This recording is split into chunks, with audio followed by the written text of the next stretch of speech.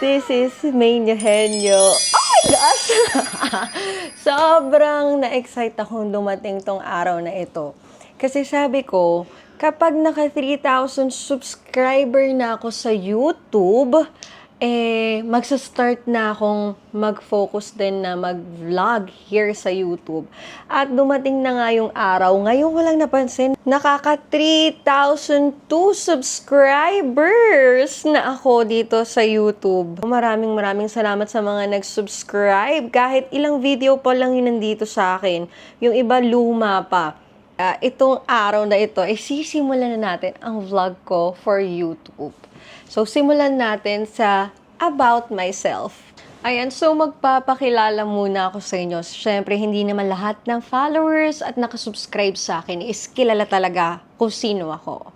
My name is Charmaine Marie Eugenio, kaya doon galing yung Main Eugenio. Kasi para sa akin, kung iibahin ko yung pangalan ko, parang feeling ko, I'm just portraying someone na hindi ako. Iba pa rin pag ikaw talaga mismo yung pangalan mo, di ba?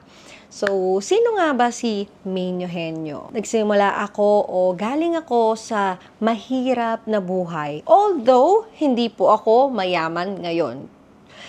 Nakaangat lang ng kahit papano, pero malayo pa. As in, nakaka-survive lang sa araw-araw. And thankful and grateful sa lahat ng blessings na binibigay. So, nag-start ako as TV dancer. Ako ay former EB babe sa Itbulaga. Tapos after that Itbulaga, nagka-baby, syempre bawal ka na sumayaw-sayaw, ganyan-ganyan. Nag-iba na ako ng landas. Eto na, naging model na ako. Pinasok ko na yung mundo ng modeling. Ito yung mga nagka-car show, mga nagko-corporate, mga events, yung mga pinupuntahan nyo, like mga SMX World Trade, kung ano mang okasyon yan. 'Di ba? Mapa-MIAS, mapa-MAS, mapa-Worldbex, mapa-GameFoul, lahat na. Basta may event, nandyan ako. Then, isa rin sa naging platform ko para makilala ako is nung naging part ako ng Playboy Philippines. Ito na, pumasok ng pandemic.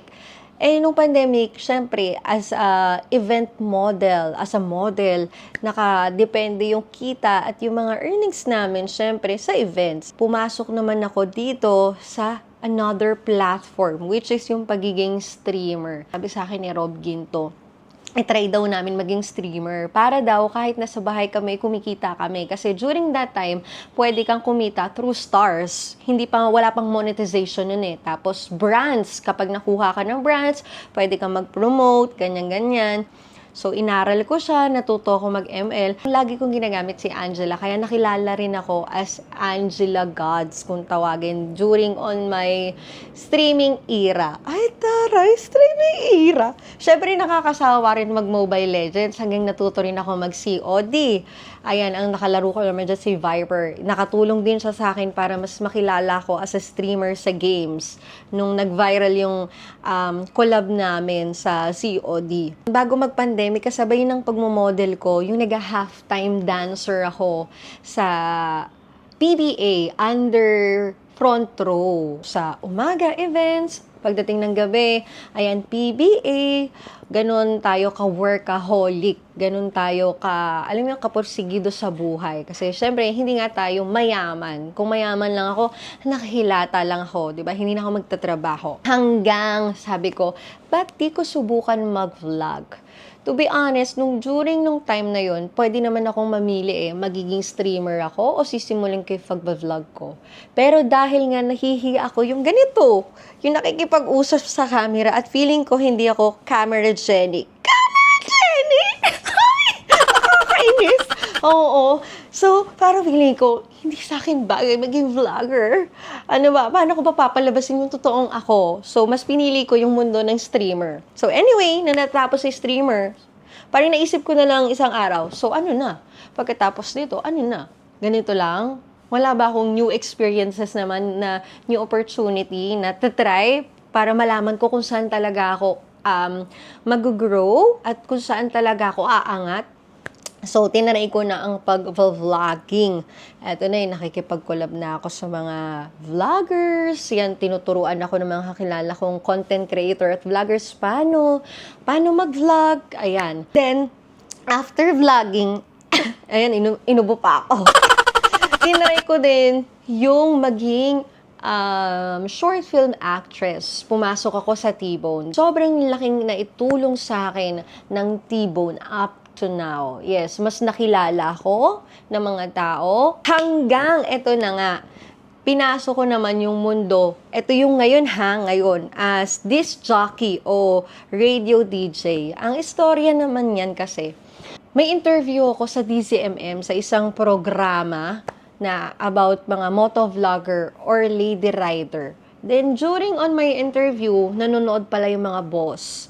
Tapos, yung boss na yun is, bumubuo siya ng DJ niya for the FM radio. So, doon nila ako nakuha na parang feeling nila bagay yung personality ko as radio DJ. So, ayun, nakaka-excite na nakaka-pressure kasi iba yung nakasanayan ko. Ito, ibang-iba. Kasi dito sa vlogging, nakikita nyo yung emosyon ko. Pag nagkukwento, alam nyo kung nakasmile ako. Pag galit ako, alam nyo. Pag nasasaktan ako, alam nyo. So, nakikita nyo. Sa radyo kasi, ang hirap. Paano mo kukunin na kumapit sa'yo yung listeners?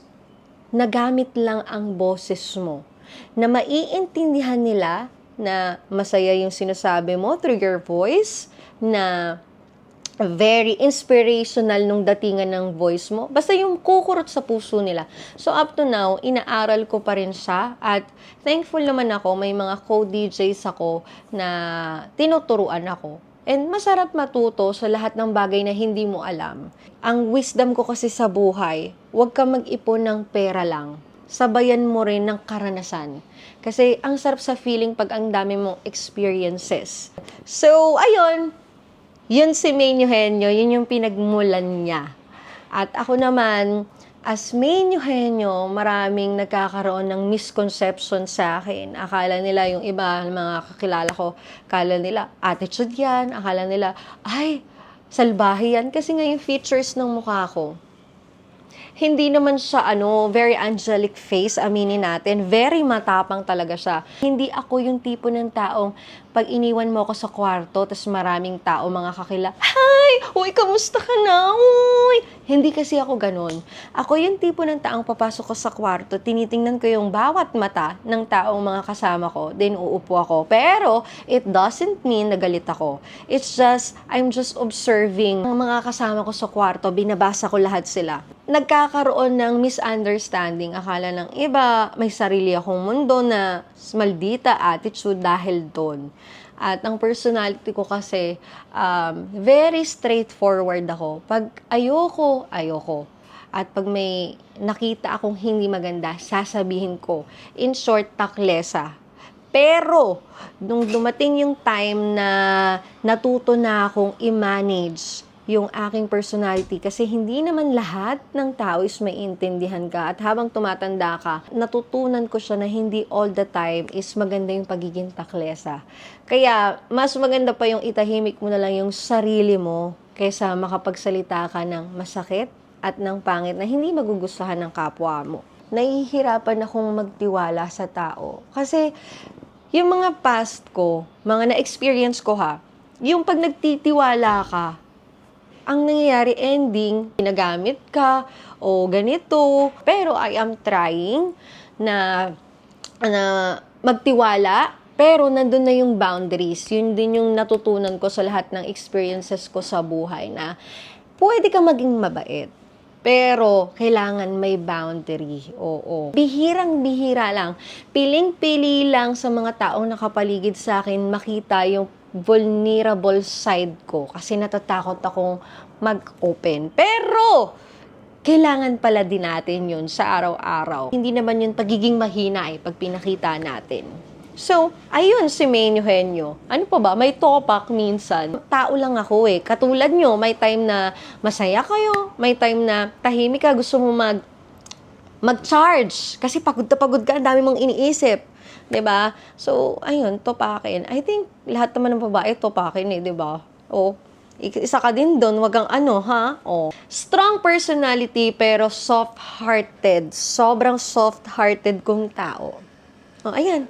Wala na kayong tatago, kinuwento ko na. Ayun, so para at least, di ba, alam nyo kung sino yung sinusubscribe nyo, hindi subscribe kayo na subscribe, hindi nyo namang kilala. Kaya mas maganda na yung sa akin nang galing kung sino ako, di ba, at ano ako. Kaya naman, ako, kinikilig talaga ako. Hindi ko alam kung ano yung susunod kong vlog na gagawin, so tulungan nyo ako. Kung may idea kayo, i-comment nyo naman sa ating comment section. Basta, I'm just being me na lang kahit anong vlog. Basta yung totoong ako, hindi scripted. Daily vlog. Ano ba yung nagpapasaya sa akin? Gaano ba ako ka-workaholic? Diba? Yung mga ganun na lang. Sino ba yung mga taong nandyan para sa akin at kasama ko lagi? Yung mga ganun na lang. Diba? Para inspiration pa rin na datingan para sa inyo. For now, maraming salamat sa pakikinig at panonood. At pwede nyo ako subaybayan at pakinggan Monday to Friday, 9:30 p.m. to 12 midnight. I-tune in mo lang yung radyo mo sa 92.3 FM Radio Manila. Marami kayong matututunan when it comes sa relasyon. Maraming salamat. And don't forget to subscribe on my YouTube channel and hit the notification bell para updated ka. First ka pa sa first. Ganon. Ayan, so magkita-kita tayo sa susunod kong vlog, mga masters. At, wait lang, para din sa isa pa, kaya masters, kasi nga sa streaming, ang tawag sa mga viewers ko, masters, main masters. Kaya dito sa YouTube, masters na rin ang tawag ko, kasi kayo ang master ko. Bye!